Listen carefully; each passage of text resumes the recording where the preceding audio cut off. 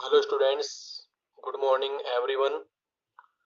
हमने हमारी जो 18वीं जो प्रश्नावली चल रही थी, हमने उसको समाप्त कर दिया था। आज हम एक नया टॉपिक, क्लास 10th की जो मैथ की बुक है उसका एक नया टॉपिक पढ़ रहे हैं, केंद्रीय प्रवृत्ति के माप।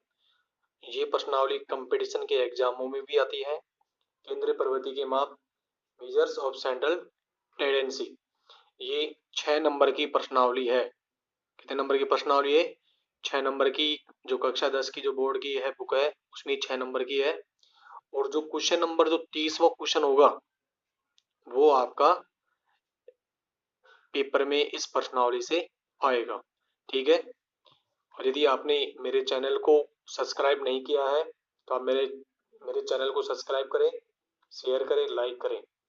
ठीक है। आज हम इस टॉपिक के बारे में अध्ययन करेंगे, केंद्रीय प्रवृत्ति के माप, जो कि बोर्ड में 6 नंबर का आएगा।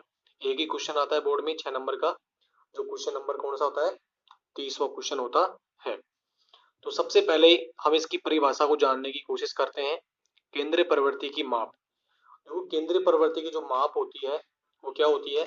ऐसी संख्या जो समस्त आंकड़ों को क्या करती हो, जो समस्त आंकड़ों का प्रतिनिधित्व करती हो।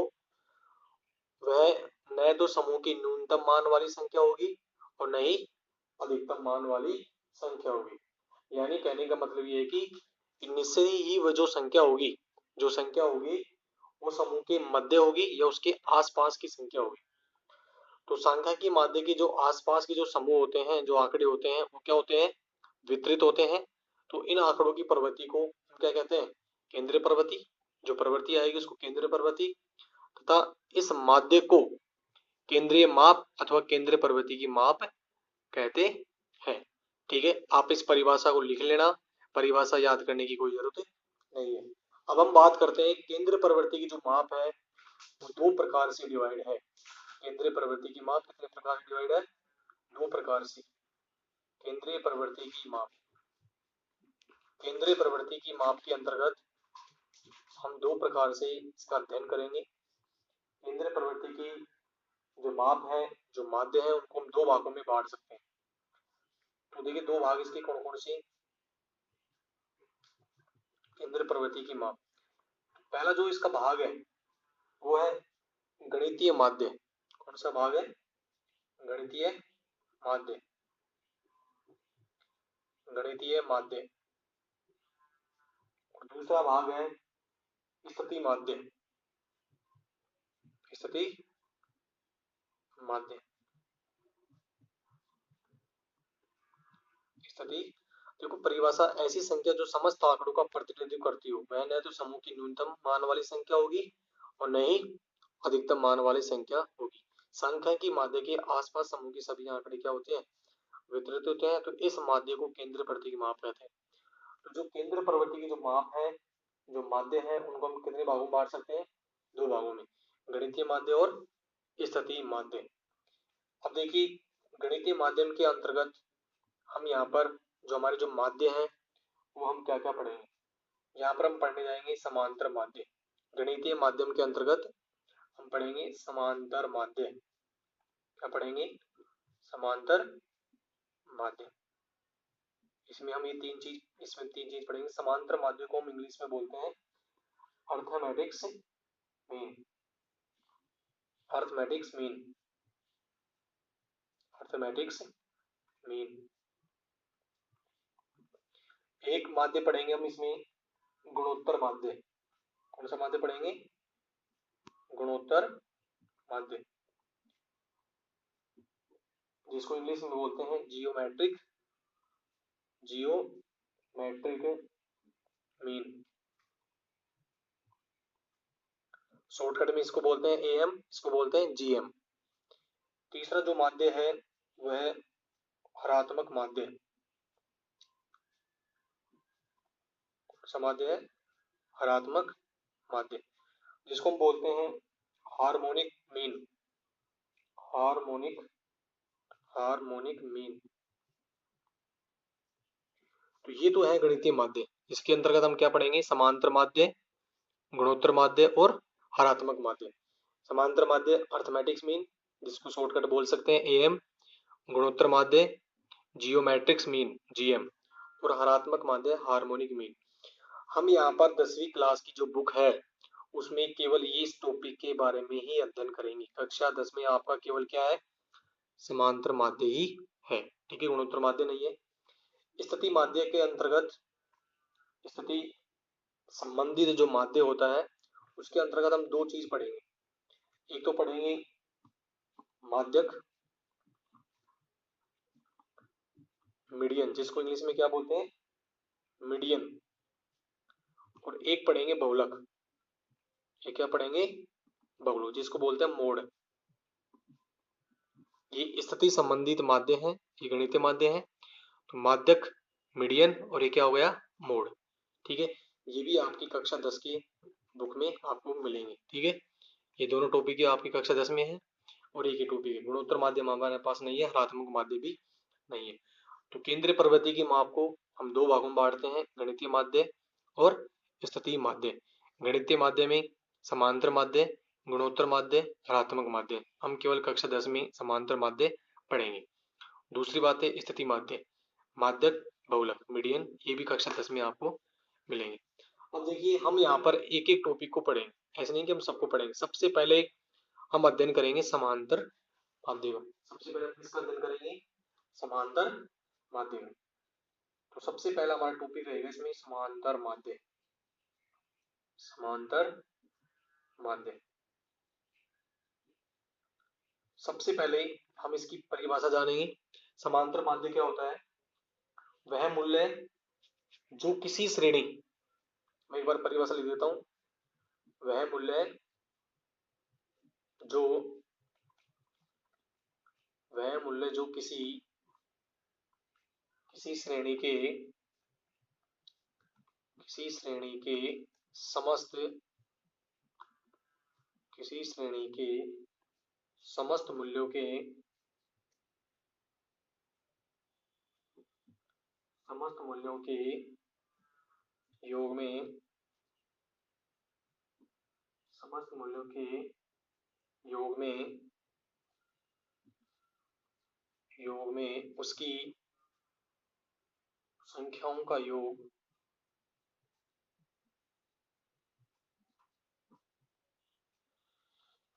समांतर माध्य है।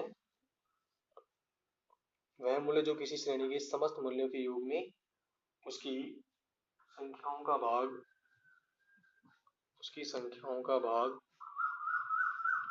देने से प्राप्त होता है, प्राप्त होता है, समांतर माध्य कहलाता है।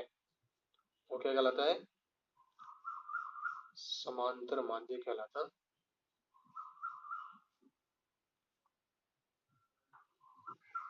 वह मूल्य जो किसी श्रेणी के समस्त मूल्यों के योग में उसकी संख्याओं का भाग देने से प्राप्त होता है, समांतर माध्य कहलाता। यानी कहने का मतलब है कि हमारे पास जितने आंकड़े हैं उन सब आंकड़ों को जोड़ो और जितने आंकड़े उसके भाग, उसकी संख्या का भाग दे दो, तो उससे हमें क्या प्राप्त होगा, समांतर माध्य प्राप्त होगा। अब देखिए हम यहाँ पर 10वीं क्लास में समांतर माध्य, माध्यक और बहुलक को पढ़ेंगे। तो सबसे पहले समांतर माध्य पढ़ रहा हूं मैं। जो समांतर माध्य है वो आपका 17.1 से लेकर 17.4 तक के जो क्वेश्चन है वो आपके समांतर माध्य के हैं। किसके हैं, समांतर माध्य के। फिर हम माध्य और बहुलक को बाद में पढ़ेंगे। अब समांतर माध्य जो है आपका, उसमें 3 प्रकार की श्रेणियां हैं। समांतर माध्य में कितने प्रकार की श्रेणियां हैं, 3 प्रकार की श्रेणियों का हम इसमें अध्ययन करेंगे। 3 प्रकार की श्रेणी, एक तो है व्यक्तिगत श्रेणी, व्यक्तिगत श्रेणी, व्यक्तिगत श्रेणी, व्यक्तिगत, गत और लगा देना इसमें, व्यक्तिगत श्रेणी। और एक होता है अवर्गीकृत श्रेणी, अवर्गीकृत, अवर्गीकृत श्रेणी, और एक है वर्गीकृत श्रेणी। ये कौन सी है, वर्गीकृत श्रेणी, ठीक है। अब देखो व्यक्तिगत श्रेणी कैसे होती है, मैं आपको इनकी पहचान भी बता देता हूँ। व्यक्तिगत श्रेणी में क्या होगा कि जैसे आपको आंकड़े मिलेंगे, केवल आपको आंकड़े मिलेंगे। जैसे मैं एग्जांपल की बात करता हूँ, व्यक्तिगत श्रेणी आप कैसे पहचानोगे, जैसे मैंने बोल दिया कि एक कक्षा है, उसके 6 छात्र हैं, 6 छात्रों का औसत भार, 6 छात्रों का वजन, किसी का 59 है, किसी का 55 है, किसी का 52 है, ऐसे है। तो इसका मतलब आपको ये व्यक्तिगत श्रेणी है, तो उसका समांतर माध्य निकालियो, तो आपको क्या मिलेगा? जैसे इसमें यहाँ पर 3 आंकड़े मैंने लिख दिए, 59, 55, 52, 3 आंकड़े हो गए। तो इनमें क्या करना है, इन सबको जोड़कर इसमें 3 का भाग देना है। तो ये होती है व्यक्तिगत श्रेणी। अवर्गीकृत श्रेणी में क्या होता है कि आपको इस प्रकार का बॉक्स मिलेगा, ठीक है, उसमें यहाँ पर x मिलेगा और यहाँ पर क्या मिलेगा, f मिलेगा। जैसे 2 मिल गया, 3 मिल गया, 5 मिल गया, अरे। तो ये श्रेणी होती है वर्गीकृत श्रेणी। अवर्गीकृत श्रेणी जिसमें वर्ग अंतराल नहीं हो, और ये इंपॉर्टेंट श्रेणी है। परीक्षा में जो सवाल आता है, एग्जाम में क्वेश्चन जो आता है, वो इसी का ही आता है, किसका? वर्गीकृत श्रेणी का। इसमें क्या होता है कि जो आपका सवाल होगा उसमें अंतराल मिलेगा, वर्ग मिलेगा। क्या मिलेगा? वर्ग। और इधर मिलेगी आपको बारंबारता, 0 से 10, 5, 10 से 20, 15, ऐसे। तो ये है वर्गीकृत श्रेणी, यानी जिसमें वर्ग अंतराल हो 0 से 10। इसमें तो क्या है भाई, 2 कितनी बार आ रहा है? 3 बार। 5 कितनी बार आ रहा है? 6। तो ये अवर्गीकृत श्रेणी है, यानी इसमें कोई अंतराल नहीं है। और ये वर्गीकृत श्रेणी है, इसमें क्या होगा? अंतराल होगा। और व्यक्तिगत श्रेणी में आपको कुछ नहीं होगा, आपको डायरेक्ट मान देगा बस, वो इसको उनको जोड़कर और उसमें संख्याओं का भाग देना है। अब मैं इनके सूत्र लिख रहा हूँ। व्यक्तिगत श्रेणी का सूत्र क्या होता है, अवर्गीकृत श्रेणी का सूत्र क्या होता है, और वर्गीकृत श्रेणी का सूत्र क्या होता है। ये आपकी मैंने क्या लिखी है, पहचान। आप किस तरह से पहचानोगे कि ये व्यक्तिगत श्रेणी है या अवर्गीकृत श्रेणी है या वर्गीकृत श्रेणी है। ठीक है, समझ में आ रहा होगा। आपको केवल इनको उतारना है, सूत्र याद करने बस आपको केवल, और थोड़ा सा आपको समझना है। ठीक है, अब मैं इनके सूत्र आपको समझाता हूँ। थोड़ी सी हवा चल रही है, उसके लिए माफी चाहता हूँ।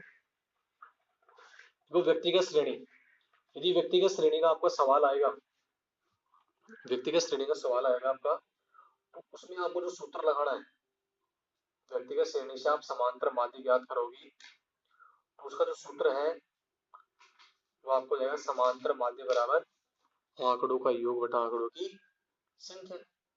समांतर माध्य, समांतर माध्य है, समांतर माध्य को x बार से व्यक्त करते हैं।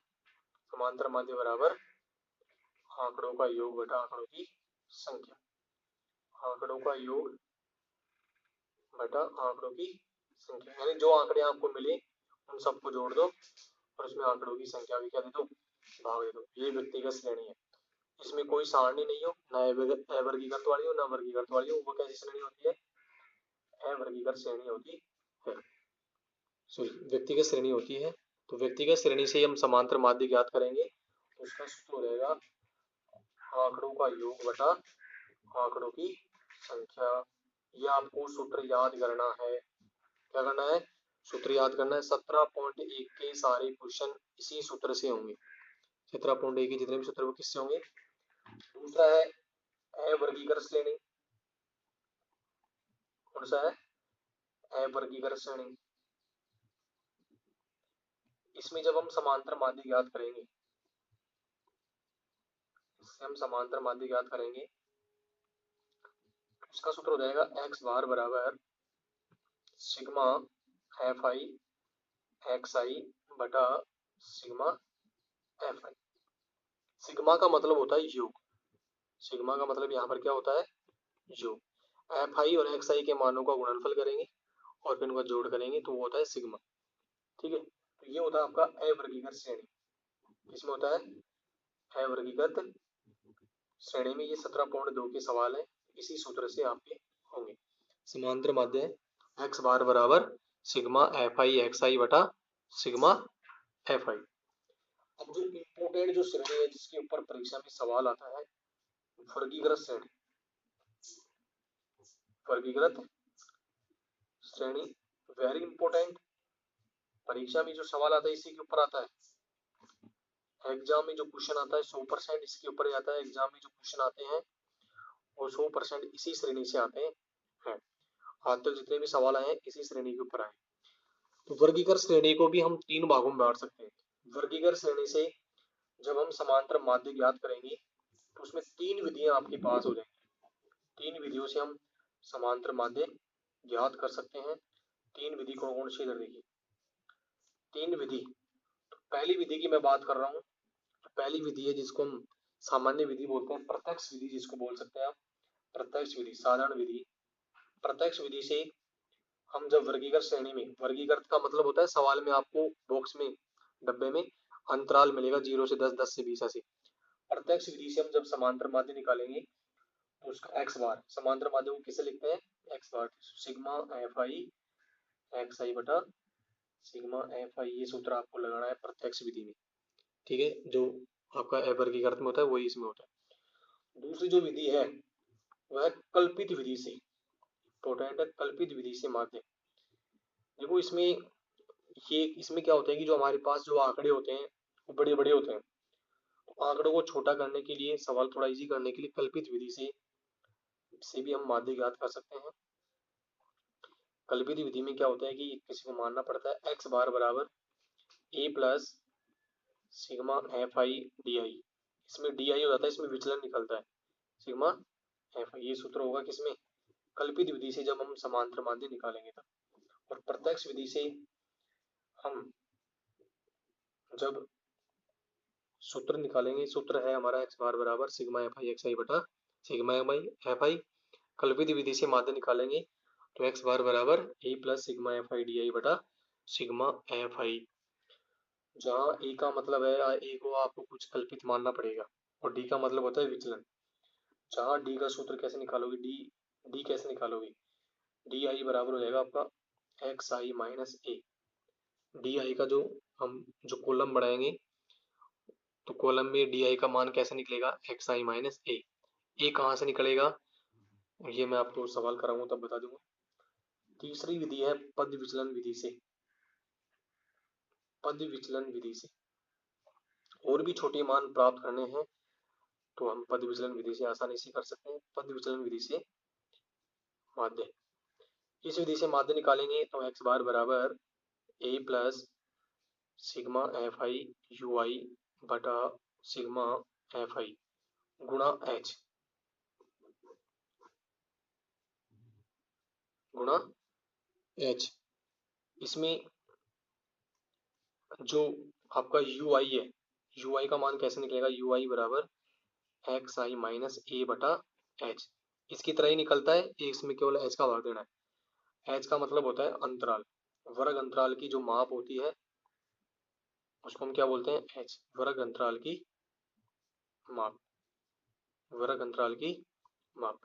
तो परीक्षा में जो सवाल आता है इस श्रेणी के ऊपर आता है, वर्गीकृत श्रेणी। आप देखो परीक्षा में सवाल इस तरह से आता है कि निम्न आंकड़ों का माध्य ज्ञात करो। तो आप कोई सी विधि से कर सकते हो, आपको जौन सी विधि आपको समझ में आए उस विधि से आप कर सकते हो।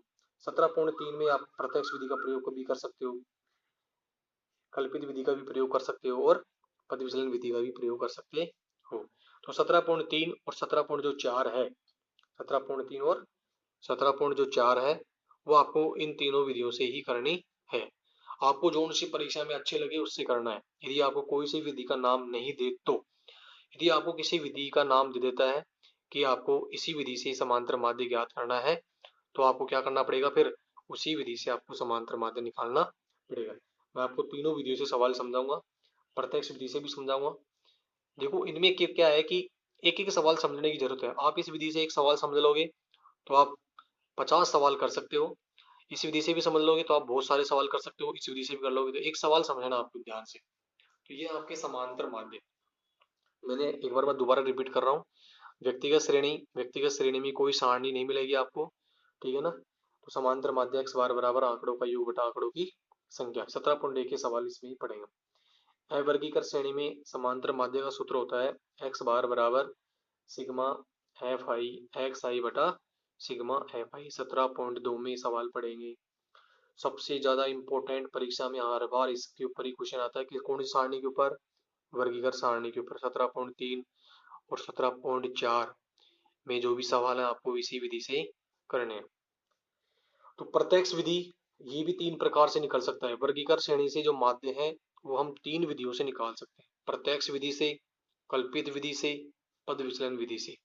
प्रत्यक्ष विधि से निकालेंगे तो एक्स बार बराबर sigma f i x i बटा सिग्मा एफ आई। कल्पित विधि से निकालेंगे तो एक्स बार बराबर A plus sigma f i d i बटा सिग्मा एफ आई, जहाँ डी आई बराबर क्या है एक्स आई माइनस ए। पद विचलन विधि से हम माध्य निकालेंगे तो एक्स बार बराबर A plus sigma f i u i बटा सिग्मा एफ आई गुणा एच। आपको इन सूत्रों को क्या करना है, याद करना है। क्या करना है, सूत्रों को याद करना है।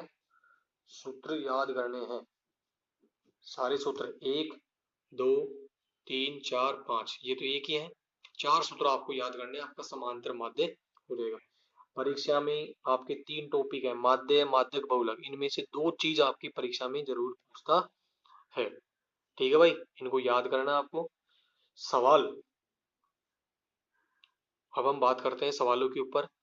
तो सवाल जैसे हम अगले वीडियो में आपको सवाल करवाएंगे, ठीक है, क्योंकि अब वीडियो थोड़ा लंबा हो गया है। मैंने आपको बेसिक ज्ञान बता दिया है, ठीक है। और माध्यक और बहुलक ये हम बाद में पढ़ेंगे 17.5 17.6 में, उनको बाद में देखेंगे। आप इन सूत्रों को याद कर लेना। आज के लिए इतना ही, और आप इनको कॉपी में उतारते रहना। ठीक है भाई स्टूडेंट, आज के लिए इतना ही, ठीक है। Thank you all students.